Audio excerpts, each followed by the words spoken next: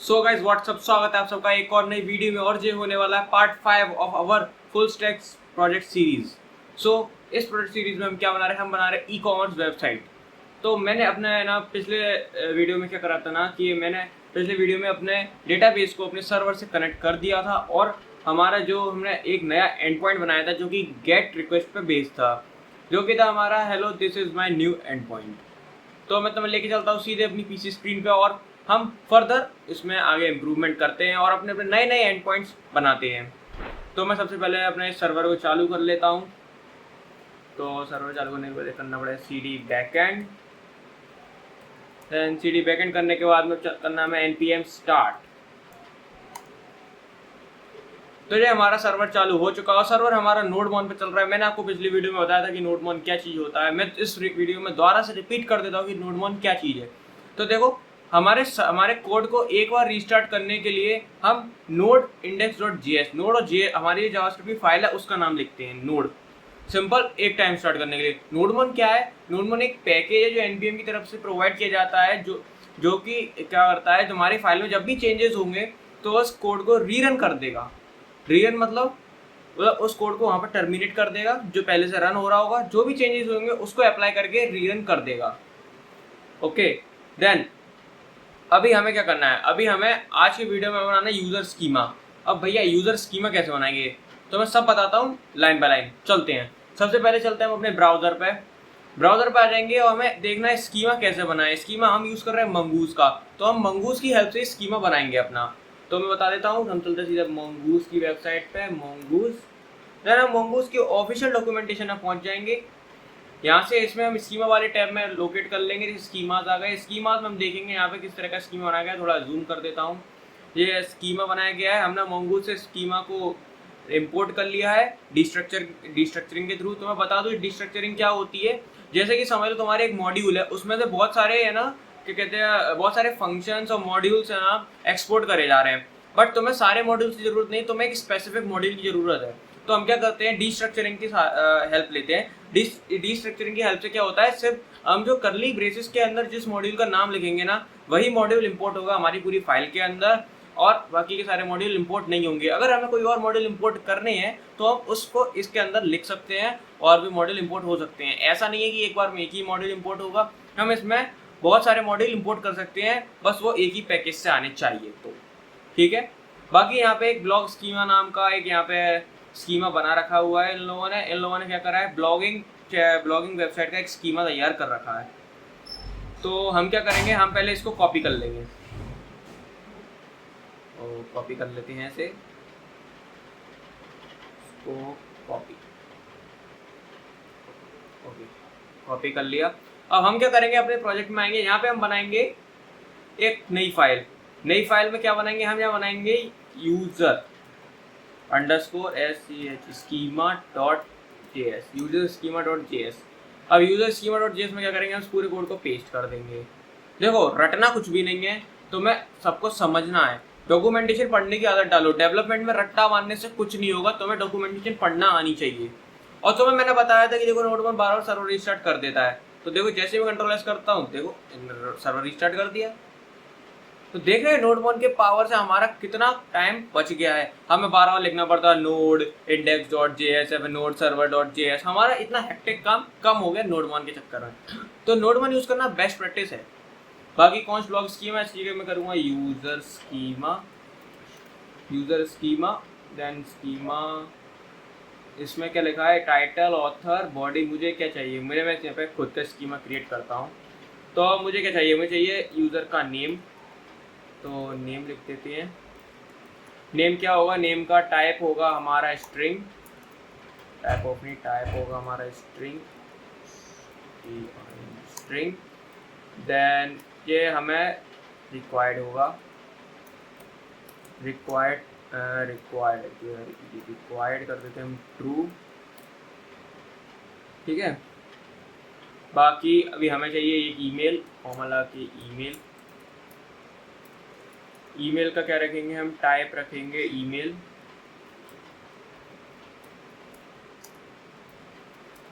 Type रखेंगे email, comma, इसको भी रिक्वायर्ड रखेंगे ट्रू।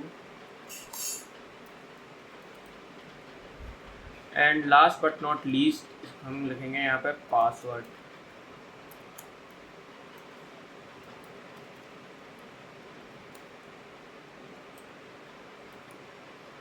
रेड लाइन को शो हो रहा है, ओके ठीक है। पासवर्ड हम क्या लिखेंगे, यहाँ पे लिखेंगे पासवर्ड का हम टाइप पासवर्ड, ओके इसको लिखेंगे रिक्वायर्ड ट्रू।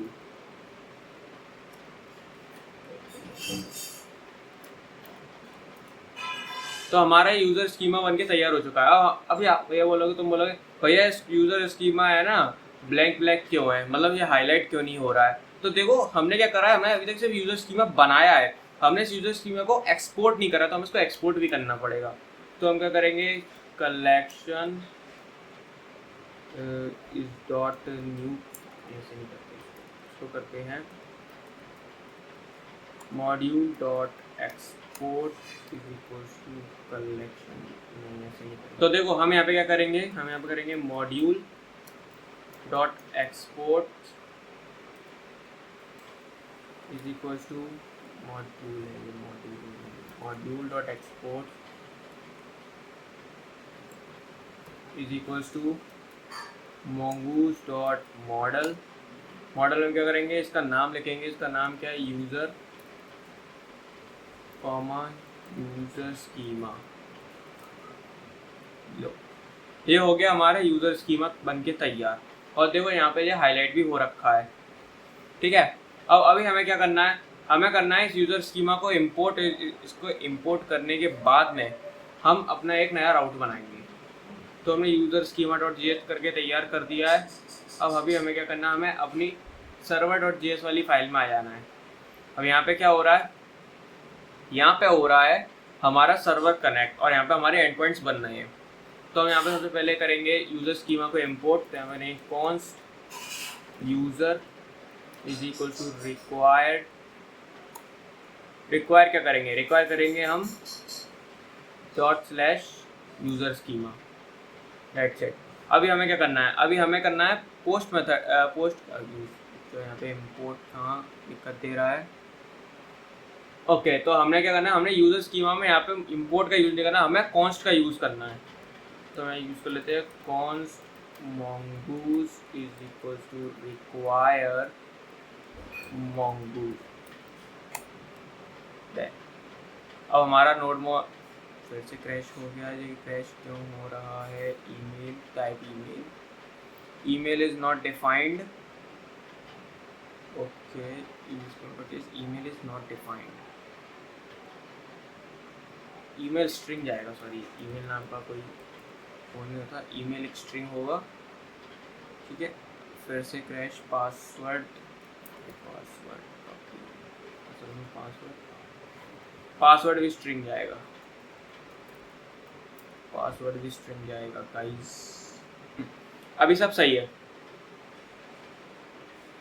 ओके। तो हमें क्या करना है, हमने यहाँ पे यूज़र को इंपोर्ट कर लिया, हम यहाँ पे एक क्या बनाएंगे, हम यहाँ पे एक राउट बनाएंगे ऐप डॉट पोस्ट मेथड का यूज़ करेंगे, ऐप डॉट पोस्ट क्या करेगा, स्लैश करेगा साइन अप वाले, ये साइन अप होगा, ठीक है, स्लैश साइन अप करने के बाद ये क्या लेगा, रिक्वेस्ट और रिस्पॉन्स लेता है, ठीक है। रिक्वेस्ट कॉमा रिस्पॉन्स एक कॉल बैक फंक्शन रिटर्न करेगा। अब यहाँ पे क्या करना है, यहाँ पे करेगा अपने को क्या करना है, अपने को इस यूज़र से डाटा, यूज़र के ना इस यूज़र वाले स्कीमा के अंदर डेटा को स्टोर करा के आपको डेटाबेस पे सेव कराना है। अब हम इसको कैसे करेंगे, इसको देख लेते हैं। तो इसको हम ऐसे करेंगे कि सबसे पहले हम है ना अपने यूज़र रिक्वेस्ट में से है ना, जितनी रिक्वेस्ट में हमारी रिक्वेस्ट डॉट बॉडी में जितना डेटा आ रहा होगा वो सारा कलेक्ट कर लेंगे यहाँ से। तो हम करेंगे कॉन्स्ट करने का क्या करेंगे, यहाँ पे हम करेंगे जैसे हम करेंगे यहाँ पे name comma email comma password is equal to request dot body, okay. तो हमने यहाँ से ईमेल पासवर्ड और नेम हमने इसे डिस्ट्रक्चर कर लिया है।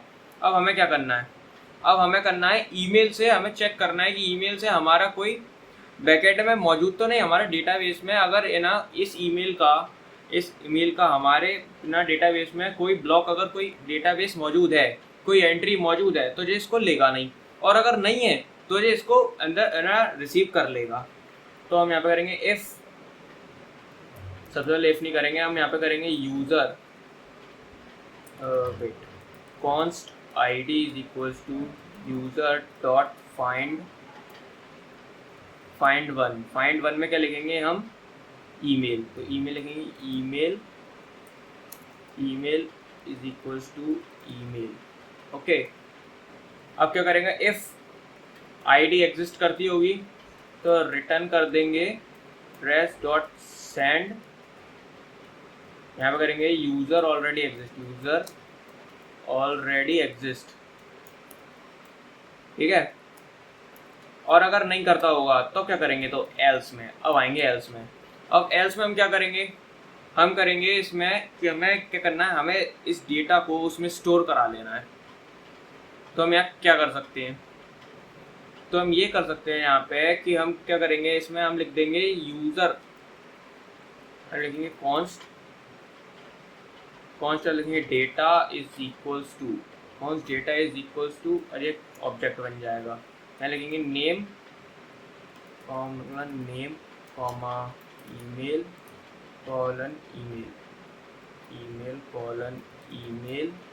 कॉमा पासवर्ड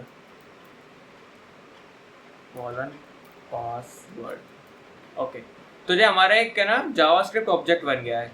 तो हम इस ऑब्जेक्ट को क्या करना है, हमें अपने डेटाबेस के अंदर सेव कराना है। अब क्या करेंगे, हम करेंगे इसमें यूज़र डॉट इंसर्ट मैनी एक फंक्शन होता है जिसमें हम क्या डाल देंगे, डेटा डाल देंगे, user dot insert many data, ठीक है। और यहाँ पर रिटर्न कर देंगे return res dot send data is successfully stored. Okay, तो ये हमारा कोड तैयार हो गया। अब हमें क्या करना है, हमारा सर्वर यहाँ पे चल रहा है, अब हमें बस चेक करना है कि ये हमारा वर्क कर भी रहा है कि नहीं कर रहा।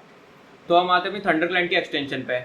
अब बोलोगे भैया थंडर क्लाइंट ही क्यों, हम तो डायरेक्ट इस पर जा सकते हैं। मैंने तो पिछली वीडियो में बताया था, एक स्क्रीन से दूसरी स्क्रीन में स्विच करना बहुत एक्टिव होता है। VS कोड का जलवा देखो, VS कोड में हम करेंगे सारा काम। हम एक नई रिक्वेस्ट क्रिएट करेंगे, नई रिक्वेस्ट क्रिएट करने के बाद हम यहाँ पे अपना जो हमारा पोर्ट है, जो हमारी तो कहते हैं जो हमारी है ना लिंक है, इसको पेस्ट करेंगे। जो हमारा IP एड्रेस है, जो हमारा लोकल होस्ट का एड्रेस है, उसको स्लैश कौन सा पोर्ट है, स्लैश साइन अप है, साइन अप चेक कर लो एक बार ठीक लिखा है कि नहीं लिखा, और यूजर स्कीमा नहीं, server.js स्लैश साइन अप, ठीक है, साइन अप सब सही लिखा है। अब इसको बॉडी देनी पड़ेगी। हमने देखो अभी हम देखो तो ना तुमको बोला भैया पहले स्लैश एंड पॉइंट पे तो आप है ना कुछ नहीं दे रहे थे, आप तो डायरेक्ट रेस डॉट सेंड कर रहे थे, तो ये आपको आउटपुट मिल गया था। अब आप बॉडी में डेटा क्यों दे रहे हो, तो देखो हमने यहाँ से नेम ईमेल और पासवर्ड बॉडी से लिया हुआ है, रिक्वेस्ट की बॉडी से लिया हुआ है। तो अब हमें क्या करना पड़ेगा, हमें है ना इसको देना पड़ेगा इसकी रिक्वेस्ट की बॉडी में। अब देखो जैसे हमारा फ्रंट एंड कनेक्ट होगा ना, तो फ्रंट एंड में क्या करेंगे, हम ये तीनों चीज़ें भेज रहे होंगे। भेजेंगे कैसे वो आगे देखेंगे, पहले इसे देखते हैं।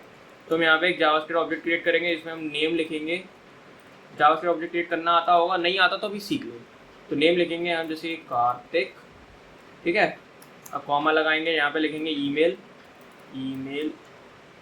में क्या लिखेंगे हम, कार्तिक ganguil@gmail.com। देन हम पासवर्ड डालेंगे, पासवर्ड डाल देते हैं, पासवर्ड में क्या डालेंगे हम, पासवर्ड डाल देते हैं फिलहाल के लिए 1 2 3, ठीक है 1 2 3। अभी क्या भैया स्ट्रिंग है तो स्ट्रिंग में डालना पड़ेगा। ये हमने अपना डेटा डाल दिया और हमें सेंड करना है। सेंड कर देंगे, क्या लगेगा, didn't get sign up. Okay, अब देखो तुम सबसे बड़ी बात, ये गलती हमेशा होती है जो भी बिगनर्स होते हैं, और बहुत से लोग प्रो लेवल के होते हैं, जैसे मैं तो नहीं हूँ खैर, फिर भी तुम्हें बता देता हूँ। तो देखो मैंने यहाँ पे रिक्वेस्ट का यूज़ करा है पोस्ट मेथड का, और मैं रिक्वेस्ट दे रहा हूँ गेट मेथड पे, तो जो एरर हमेशा आएगी। तो इसको पोस्ट मेथड पे शिफ्ट कर लेना, फिर उसके बाद में देना, देखो यूज़र ऑलरेडी एग्जिस्ट, ये पहले से एग्जिस्ट करता है। हमें चेक करना पड़ेगा कि हमने तो अभी तक कोई एंट्री करी नहीं है, एग्जिस्ट कर कैसे रहा है ये। तो देखते हैं पहले user.id find one ईमेल के थ्रू ये आ रहा है। तो अभी हम अपने MongoDB एक्सटेंशन में जाते हैं, यहाँ पे हमने अपना क्लस्टर कनेक्ट करा नहीं, तो अभी इसको कनेक्ट कर लेते हैं। कनेक्ट हो गया है जी इस इंस्टेंस पे। इसको टेस्ट करते हैं यूजर पे। डॉक्यूमेंट तो 0 है भैया, डॉक्यूमेंट तो 0 है, आया क्यों नहीं? चलो इसको चेक करते हैं अब कि भाई गड़बड़ देख आ रहा है जी। तो हम यहाँ पे दोबारा से देते हैं यूजर ऑलरेडी एग्जिस्ट। ओके मैं चेक करता हूँ if ID is present, if ID is not present कर दिया जाए तो कैसा रहे। हमारा डेटाबेस स्टार्ट हो गया, चलो अभी तक डेटा है सक्सेसफुली स्टोर्ड। तो यहाँ पे हम अपने इंस्टेंस को एक बार रिफ्रेश कर लेते हैं। तो देखो यहाँ पे हमारा डेटा आ चुका है, देखो हमारा नेम आ गया, हमारा ईमेल आ गया, हमारा पासवर्ड आ गया। ओके तो भाई आप जो बताओ कि आपने यहाँ पे पहले तो है ना आईडी लिखा था इफ आईडी प्रेजेंट तो सेंड कर दो यूजर डॉट ऑलरेडी एग्जिस्ट। अगर अब आपने कर दिया यहाँ पे एक्सक्लेमेशन लगा दिया, और एक्सक्लेमेशन का मतलब क्या होता है? तो देखो बेसिक प्रोग्रामिंग लैंग्वेज में एक्सक्लेमेशन का मतलब होता है नॉट। इफ अगर किसी भी शब्द के आगे एक्सक्लेमेशन लग गया तो समझ लो उस स्टेटमेंट का मतलब नेगेटिव में चला जाएगा। अगर लिखा है इफ आईडी तो इसका मतलब इफ आईडी प्रेजेंट, और फिर अगर लिखा हुआ इफ एक्सक्लेमेशन आईडी तो इसका मतलब if exclamation ID is not present. तो देखो मैंने क्या करा है, if exclamation ID is not present return rest dot send is user already exist. और यहाँ पे लिखा है अगर प्रेजेंट नहीं है तो आप सेव कर दो। तो ये देखो ये इफ ब्लॉक में तो जा ही नहीं रहा, सबसे पहले तो इफ ब्लॉक में तो जा ही नहीं रहा, ठीक है। और उसके बाद में ये डायरेक्ट एस ब्लॉक में चला जा रहा है। अगर मैं यहाँ से एक्सक्लेमेशन हटा देता हूँ, अगर मैं यहाँ से एक्सक्लेमेशन हटा देता हूँ ये फिर से बोलेगा यूजर ऑलरेडी एग्जिस्ट। अब इस चक्कर में मैं यहाँ पे अपना है ना जीमेल चेंज कर देता हूँ, क्योंकि मैं जीमेल से अपने ईमेल से चेक कर रहा हूँ कि यहाँ पे यूजर एग्जिस्ट है कि नहीं है। तो यहाँ पे इसको रीचेक करने के लिए, डीबग करने के लिए इसको चेक करते हैं। तो सेंड करूँगा, लिखा रहा है यूजर ऑलरेडी एग्जिस्ट, बट भाई यहाँ पे यूजर ऑलरेडी एग्जिस्ट है ही नहीं है। ये कैसे पॉसिबल हो रहा है ये देखना पड़ेगा। तो देखो यहाँ पे आप बोल रहे थे भैया if ID is not present तो आप करो rest dot send user already exist, जो कि गलत स्टेटमेंट है। ये बोलने समझने में सबको पता पड़ रहा है गलत स्टेटमेंट है, बट हम जब से रिक्वेस्ट मार रहे हैं तो ये बोल रहा है यूजर ऑलरेडी एग्जिस्ट। तो भाई अब देख लेते हैं कि ये दे क्या रहा है हमें। तो हम इसको रिटर्न नहीं कराते, हम सबसे पहले करा देते हैं console.log id, console.log id, console.log id, ठीक है। तो हम यहाँ पे आईडी को रिटर्न कराते हैं। अब आईडी क्या करेगा, यहाँ पे एक ऑब्जेक्ट रिटर्न करना चाहिए भैया। तो देखते हैं, इसको हम रिटर्न कराएंगे। तो भाई इसने तो दे दी एरर अच्छी खासी, इसने पता नहीं क्या लंबा चौड़ा दे दिया। तो देखते हैं भैया ये एरर किस चक्कर में आ रही है, ठीक है। तो देखो हम आ गए, पहले इसको चेक कर लेते हैं कि ये फाइंड वन है, ये कैसा मेथड है। क्या जे एसिंक फंक्शन है, सिंक फंक्शन है, method string find one, wait a minute, document unknown. देखो सब कुछ अननोन लिखा आ रहा है, तो यानी कि इसमें कुछ गया ही नहीं है। तो मैं तुम्हें बता दूं ये है ना एसिंक अवेट, एक एसिंक अवेट फंक्शन है, मतलब एक सिंक्रोनस फंक्शन है और वर्क कर रहे हैं असिंक्रोनसली। तो हमको इसको सिंक में लाना पड़ेगा। तो हम यहाँ पे कीवर्ड का यूज़ करेंगे एसिंक अवेट का। तो मैं करते हैं एसिंक और मैं यहाँ लिखता हूँ user await user dot find one. अभी वह यहाँ पे चेक करते हैं डाटा सक्सेसफुली स्टोर्ड। तो देखो साफ बात पे इसने बता दिया कि भैया आपका डाटा था नहीं इसमें, तो हमने स्टोर करा दिया। अब देखो पहले से डाला हुआ है, अब देंगे तो इसने देखो यहाँ पे प्रिंट कर दिया कि यहाँ पे डेटा आ चुका है।